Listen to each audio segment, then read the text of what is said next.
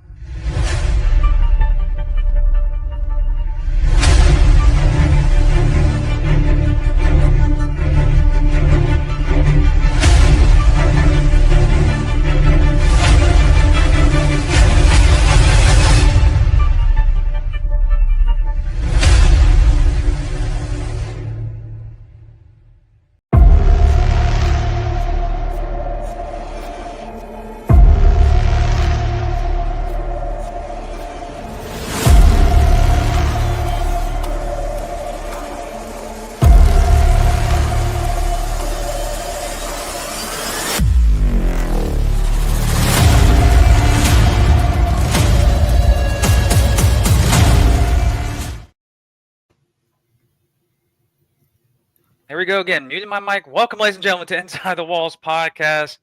I am Jim Mernier, and today is the episode dedicated to the Amarillo Warbirds. I've been told multiple times that I could be mispronouncing Amarillo. I do apologize. I'm from the Southeast. We have a different twang, okay?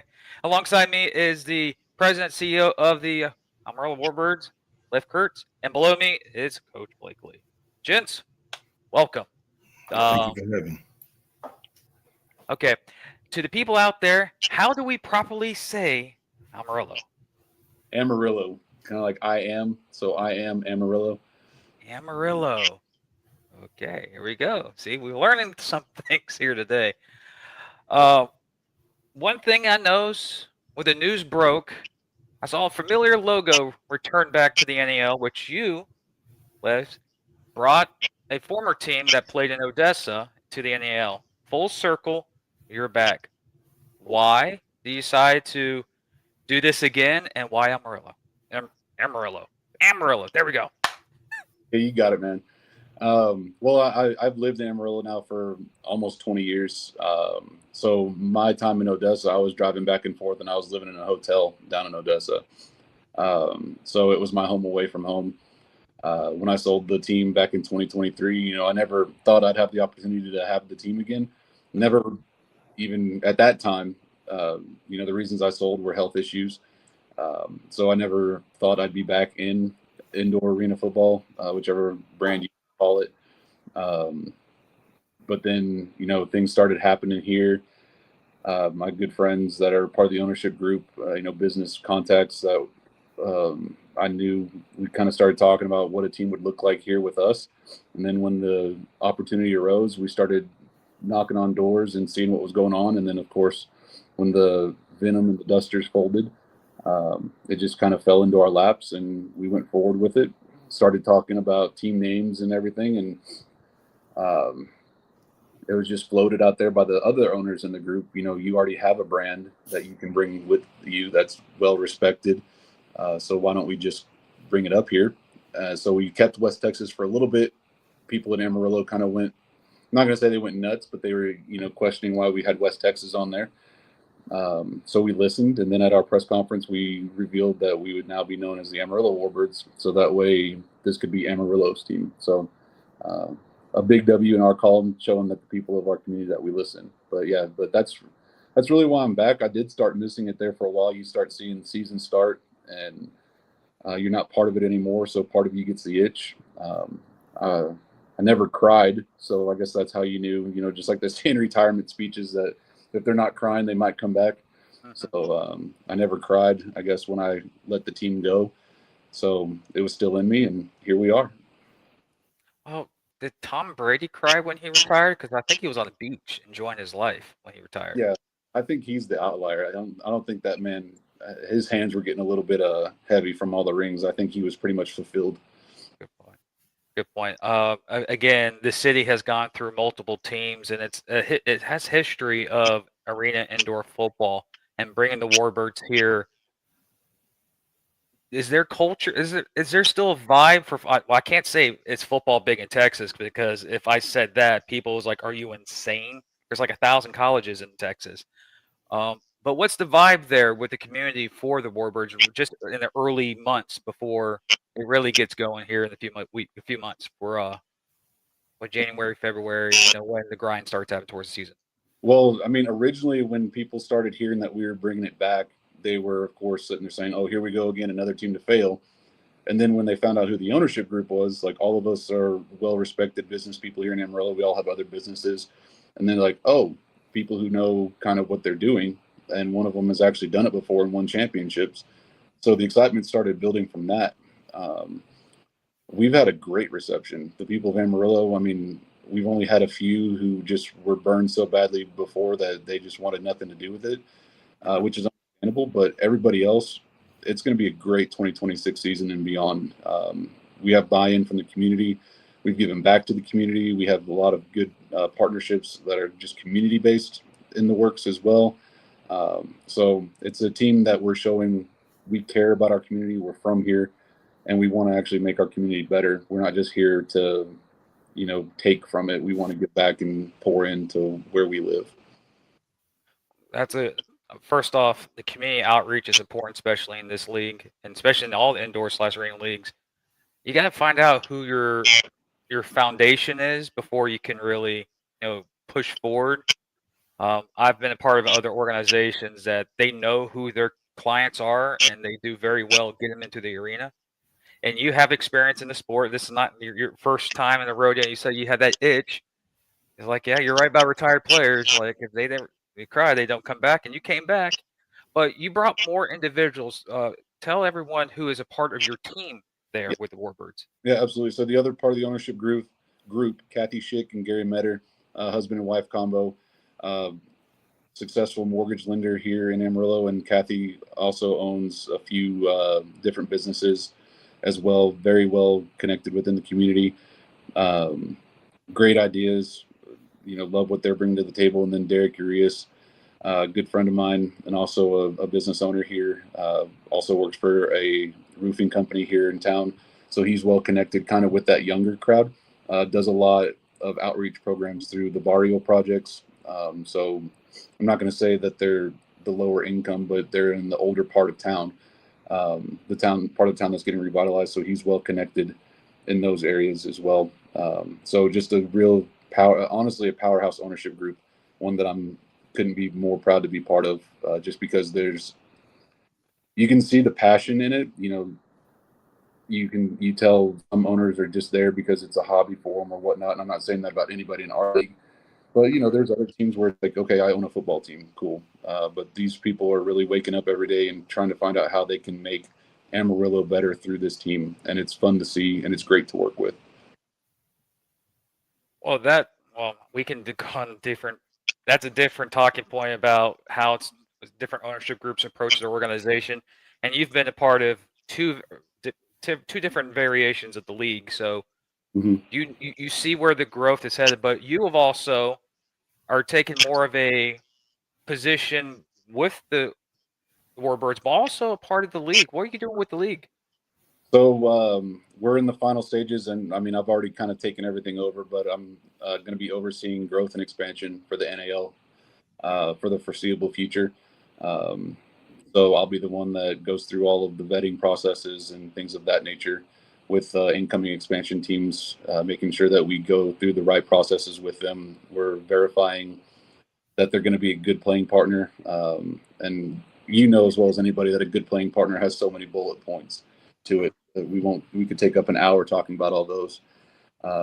But yeah, I mean, I'll be spearheading growth and expansion. And when I was in corporate America, that's what I did. That's what I loved. I mean, I was a finance manager for mergers and acquisitions for, $3 billion company. So when people are talking, I know the questions to ask, I know the information to get. And we have a growth model now to where we're not just trying to expand just to expand. We've really buckled down as a league, and we're going to say that we would rather have two teams come on that we know are going to be here multiple years than to sit there and expand to 6, 7, 8 teams in 2027 and then only one of them make it. that doesn't do us any good. That doesn't do the league any good. And most importantly, it really doesn't do the game any good because you've got, on social media, I think I've seen 3 new indoor leagues come to fruition in the past couple days. So, it doesn't do the game any good if we're not being responsible about who we let into the league. They're all popping up like popcorn. Yeah. Like every time I see it on social media, I'm like, what? Yeah. Like, international league now, and we're sitting there like, we're looking at our travel budgets and figuring out how to cut it. And these people are talking about flying to England and Denmark and all that stuff for arena games. Have they checked the flight for the United States to the Europe? It's expensive. Oh, Jesus. Yeah, I know, Coach. I know. But speaking of you, Coach, you've had a journey, and now you're here with the Warbirds. How's it going so far? It's going good. I'm blessed for this opportunity. I've been a DC OC for a few years. Took a lot longer than I thought it would, but blessed to be here. I'm excited. Every day is a different day. So it's just a lot when you bring the team back and making sure try to be at every event you can. Well, speaking of events, we can say many things about organization of players and how to get to the game itself, but sometimes it's going to your local establishment and getting the name of the team out there, the logo out there. What have you been a part of the last couple of weeks for the community itself? We did a back to school. We was at a back to school drive for where was it? The lower, I want to say the lower class. I don't want to say that, but it's just so many of them. I went to that one. I went to one on the north side where we went and did exercised and walked. It was about 4 or 5 laps. We did that. I did some other things like my first time ever drinking wine. I went to a wine tasting for a potential sponsor. It was that. Now that was really cool to me because I never did it. So to sit there and learn about wine, that was really cool. And then we just had our first social happy hour that we had a great turnout at. That was really big. And I got more coming up. Just waiting on them. Got the Alzheimer's walk coming up next week. We got that, and then our owner Derek, he get married next week as well. So we got a lot of things going on. Well, one thing about those wine tastings, don't partake in a lot of it because it can hit pretty hard at times depending on what you're drinking. So just saying, Coach. It did. I had to slow down. It did, but it was, from not ever doing it into doing it, and it was just something new for me. I was excited. I was telling Leif about it. I was just so excited about it. Like, what? You never know. I never knew the history of it, and to learn the history of it was really cool. Did you partake in it, Leif? No. No, I don't. No, I don't really drink. So, and I think I had my daughter that night too, so I wasn't able to go. Well, hey, if Coach can do it and grab some sponsors, I think that's a win-win. But just easy on all the beverages. You don't have to taste all the beverages, Coach. Just saying. They want to see him anyways. They don't want to see my ugly face. True. Okay. But we're in September, so NFL, college is big, and this is usually a time that even for an indoor team to get out of the community and hit those football fields, high school football fields, even the local colleges and universities around the area.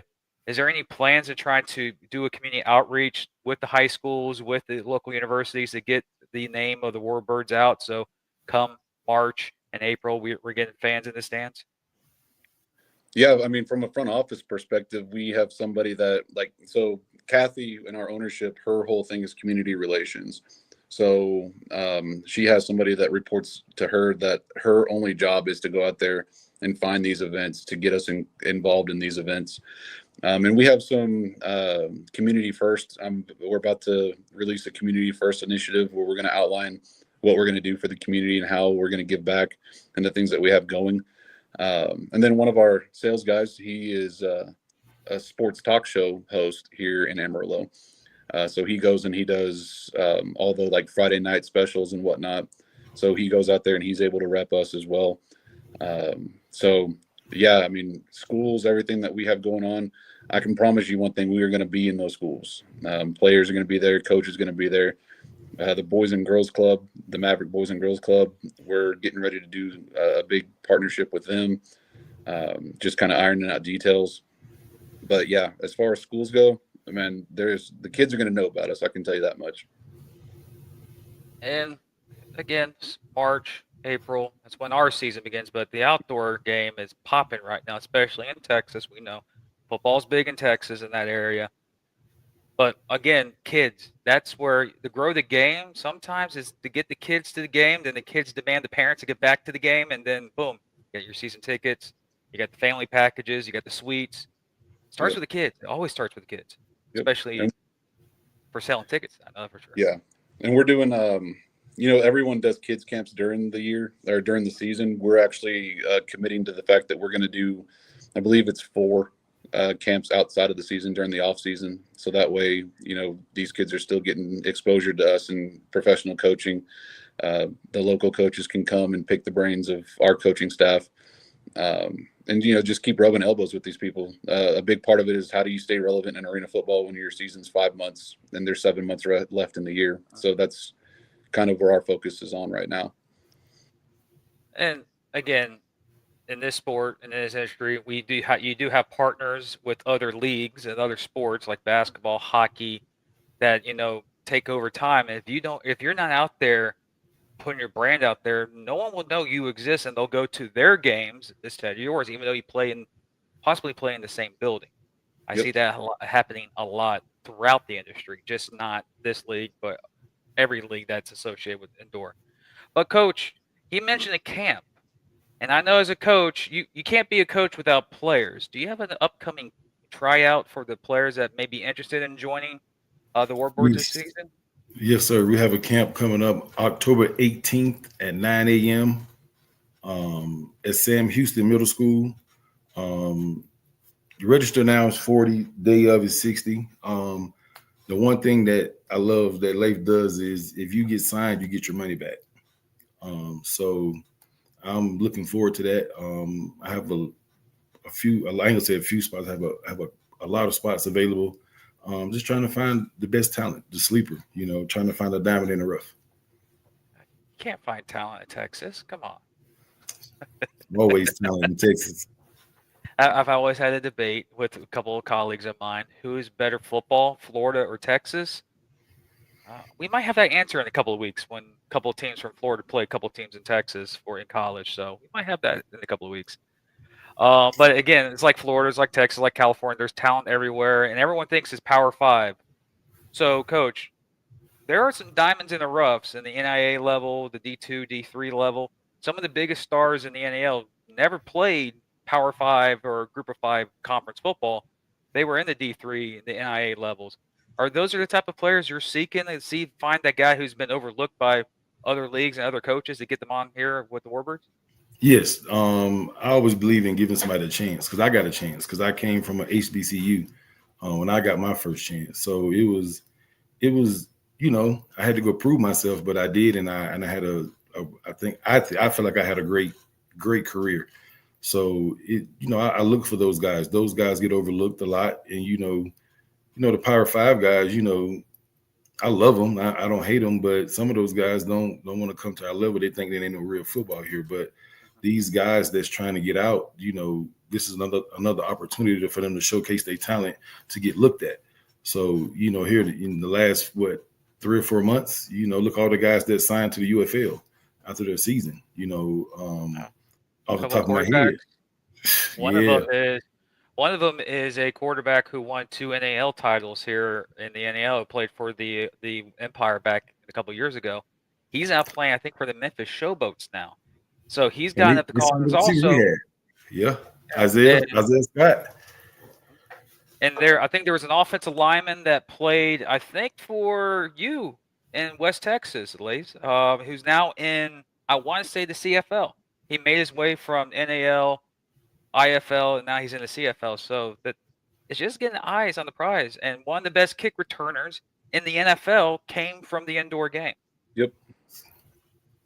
And now I think he's a slot receiver with the Cowboys. Yes. He himself up into that rotation. Hey, Javorsky Lane. I played with Javorsky Lane before he went to the league. Like I played a season with him. Like it's Anthony Armstrong. Like I can go down the list of so many people. Like it's just you just got to put the work to do it. You got to want to do it. You just can't just say you want to try something and you got to dominate. And those guys that got the opportunity, they like what they seen. So those are the guys I'm bringing in here. Great character, great football players, looking to move forward. That's one thing I look forward to, especially in this sport, is when people think of the arena indoor game, especially for guys who made the NFL, it's always that one guy who played in Iowa, who was bagging groceries on the Saturday, Friday, then was playing football on the Saturday, and we know who he is. He's an NFL Hall of Famer, NFL Super Bowl champion, Kurt Warner. Now you see him on, I think, the NFL Network. He does a show. He's one of those shows. I like to see more guys that come from the depths from the NAL, the other leagues, to get their chance to play in the NFL. We're seeing a couple right now in the CFL and in the NFL shining.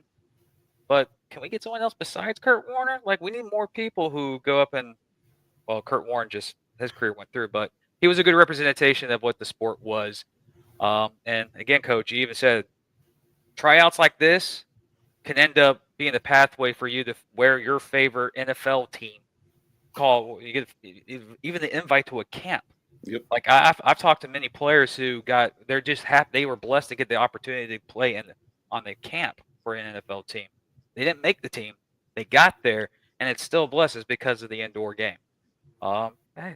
But speaking about getting an indoor game, and you're a coach, culture, you got to establish that. But you have other things going on. What is right now for you? Sticking with the field, what is going through the next couple of weeks, next couple of months for the Warbirds? Really, right now for me is just get ready to get my roster finalized. Get the guys I want to get in. Other than that, I just been watching film like every other coach, watching film, just really just focusing in on helping get more sponsors in the door.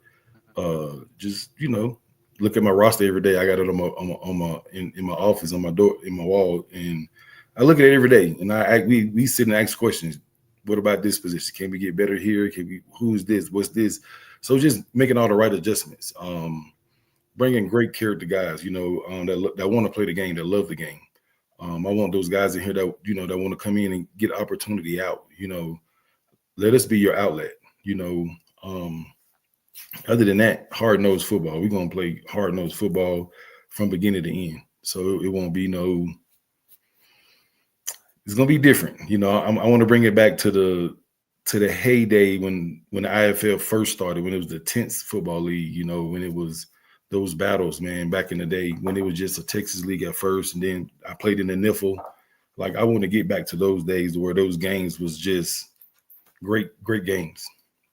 Speaking of that league, the two teams in this league were in that league back in the day, and that was Omaha and Sioux City. You get a chance to face them again this year. But we'll talk about the schedule when it comes out. We don't know when it comes out, so we can't say, oh, we're playing this team, we're playing that team. We have no idea. We don't know what the schedule is. But stay with your players. If you look on the social media, ladies and gentlemen, you'll see a lot of guys with the same jersey, with history with the Warbirds. It's like, wait a minute, did they just get the jersey and take a picture, or then you look at it and go, he played there?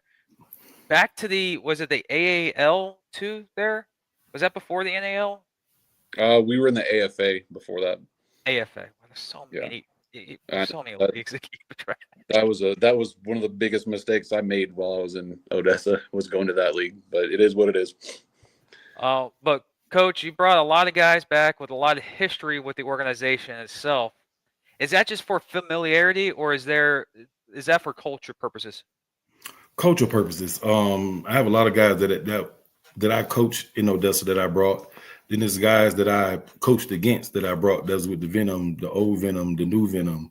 Then you got a couple guys mixed in there from other organizations that I watched them play, did my research on them, and I liked them. So when it came time and they gave me the green light, like most people sit back and wait until, I don't like to wait. I'm gonna go get my guys, and I'm gonna fill out my roster, and I'm gonna bring some young guys in and help fill it out as well. So just a lot of familiarity.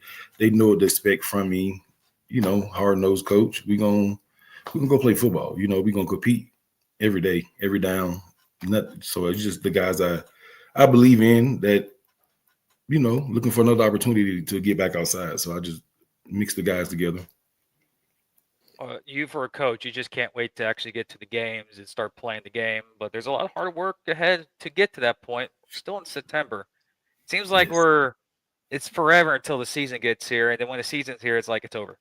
That's how it happened. Like felt like last season. Like it's here, it's gone.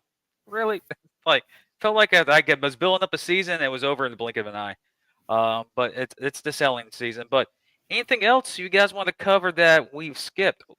I think I did miss one thing that I want to bring up, and that's to the join the dance team. Mm-hmm. September 30th. Email Kathy Yep. for the and get connected. Hey, we got to show the cheerleaders some love because they do good work too, and all the organizations that have cheerleaders, you got to support them too. Yep. Yeah, always. We've got a WT, so West Texas A&M is 10 miles away from us, so it's a D2 program. So not only are we scouting guys, we got a couple guys that we're scouting. We have a good relationship with the coaching staff down there at WT. But now we went to the game, their first home game this past Thursday, and Kathy's sitting there in the box with us, and she's looking over at the dancers, and my daughter leans over to her and she goes, "You need to go get some of those girls."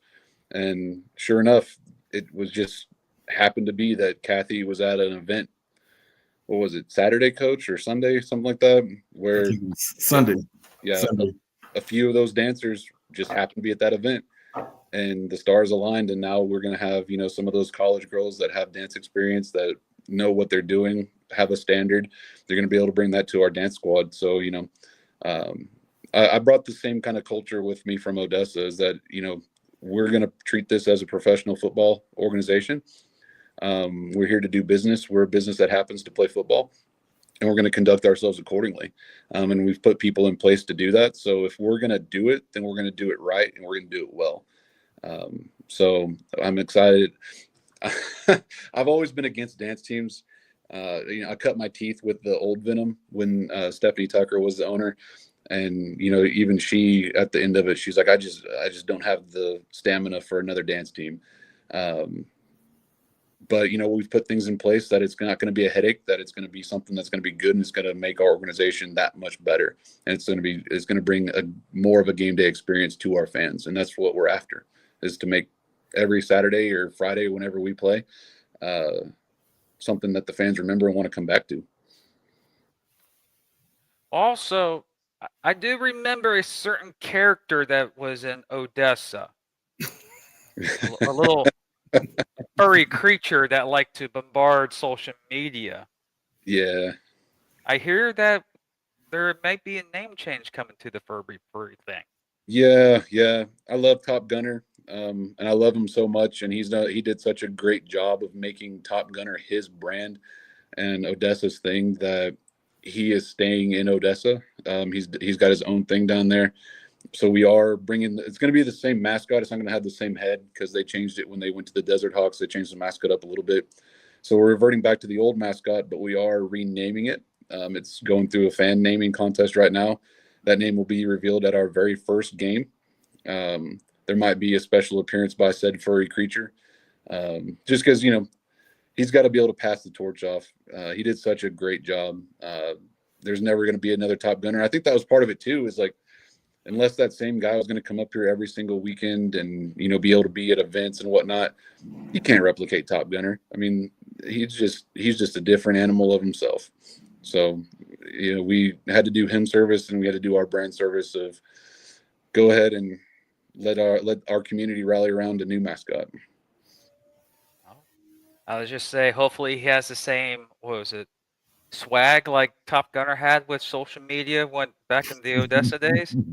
Like I will say something on this show or say something on Facebook or Twitter, and he'll clap back at me for no reason. I'm like, I'm not even talking to you. But He it was all tennis. That's what made the West Texas and him, very, like every time you look at the Warbirds back then, it was like Top Gunner, Top Gunner, Top Gunner. I'm like, well, he's doing his job. Mhm. He's getting everywhere. Oh yeah. And hey, it's a journey, and the journey is starting now. But I know we got some fans that are listening. Any update on ticket information? How's that process going on so far?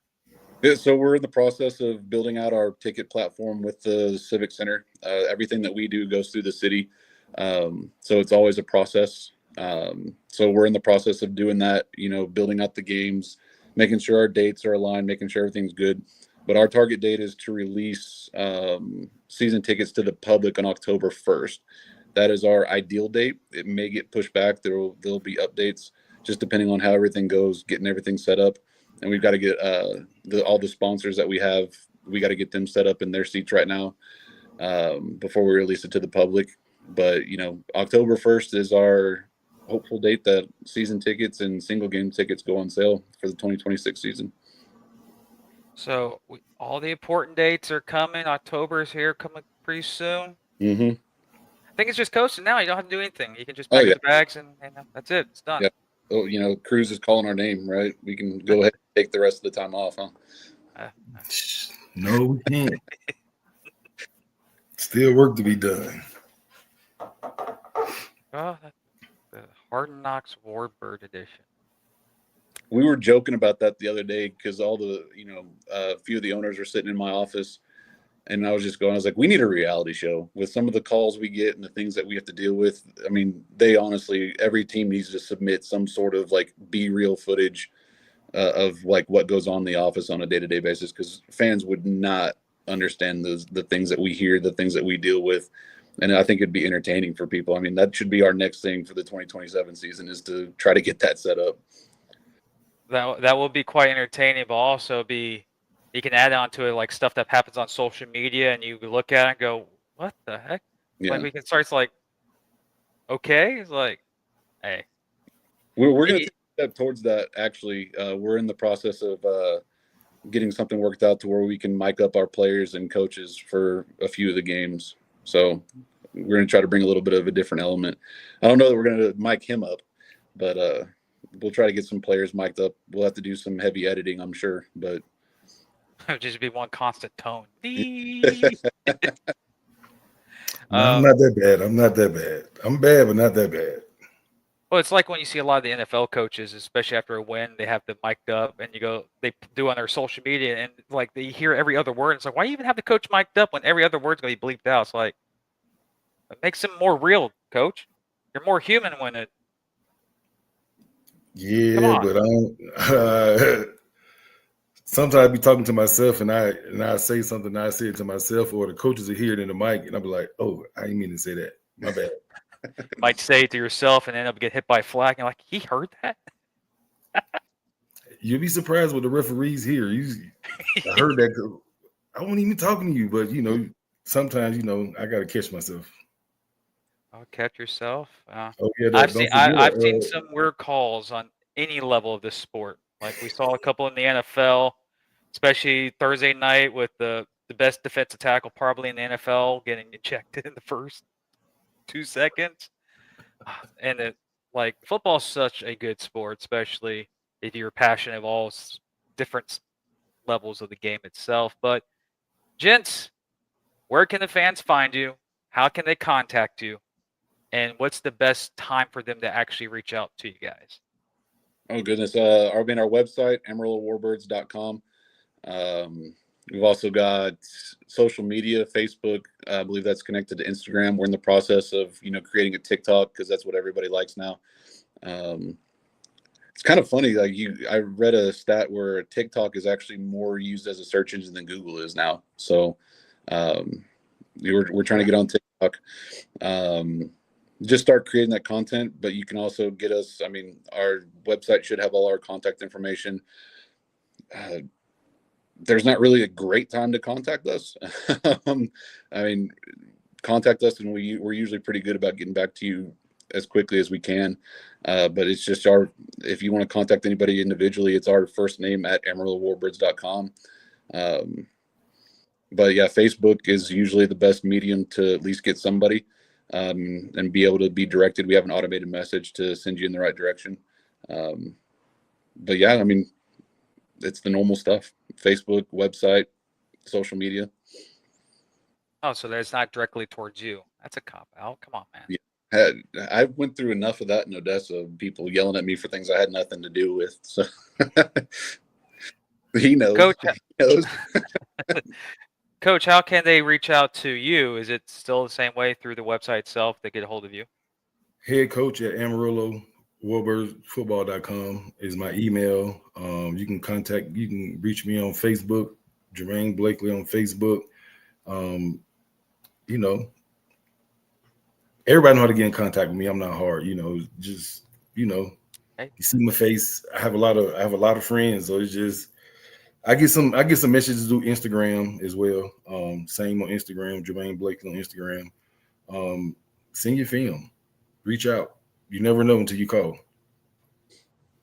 well, I had to go through a checklist, so we went through the checklist. So I think it's important for me to say, don't reach out to me if you're a player, because I send it right to him anyways. He has, he consults me and asks me what I think and all that other stuff, just because that's, we have that relationship. We've been doing this together for 5 years now. But y'all, the final say is him. Like, if he wants you, he's going to sign you. Like, you begging me or reaching out to me, it's not going to get you a better shot. So if you're a player, just go straight to coach. I reach back out, just gotta message me. You gotta send. Don't just send a highlight. Send me a game film. I like to watch the game film. I like to see the whole game. What you do. the good, the bad, and the ugly. Yes. You can have sent someone's highlight film. That's maybe the four best plays they did all season. You watch the rest, you're like, oh, at least you had the four highlight film. And please don't send your highlight film with no music. If you send it with music, I don't listen to it. I don't even watch it. That's a first. A lot of coaches don't mind, but that's a first, coach. Hey. Some highlight tapes have, if you listening to it, it's got more cuss words than they got what they saying. So I get tired of muting the songs. I just want to see you play. I want to see your talent. That's what I look at: your talent, what you do when the play is not coming to you, what you're doing. You may be having a bad game. How you impacting the game if you're not having a great game or a good game? How do you impact the game besides just being the dominant player? That's what I'm looking at. Like, I want to see what you do outside of that, because in the game, you're not going to you're not going to come out and play great every night. It's going to be those nights you're not on. So you got to, what else can you bring to the table to help us win? So basically, players, send him your all 22 with no audio.